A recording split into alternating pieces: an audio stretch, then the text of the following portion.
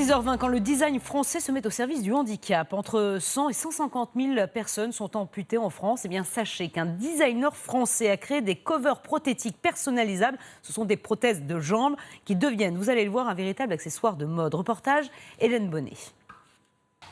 Voilà, donc là, ça se retire assez facilement. C'est un peu comme s'il changeait de tenue.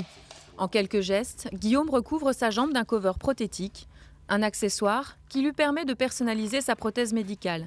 30 secondes, une minute grand maximum, on peut intervertir de cover et varier en fonction des modes ou des ambiances qu'on va rencontrer. Guillaume porte une prothèse depuis presque 20 ans.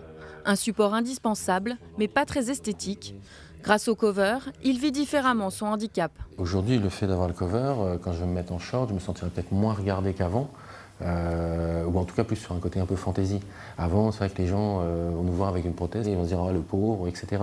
Là, ils disent oh, bah, tiens, regarde, c'est génial, la couleur, c'est sympa, oh, c'est une façon de s'assumer aussi. Thibaut Grenier est le créateur du cover prothétique. Ancien designer dans l'automobile, il a eu l'idée d'utiliser le même matériau que celui des pare-chocs de voiture pour créer une coque légère et solide. Elle sert de base à différents designs. Du bois, de l'or, différents aspects, du cuir, du métal brossé, tout est possible. Déclinable à l'infini, le cover prothétique devient un accessoire de mode qui permet d'affirmer son style.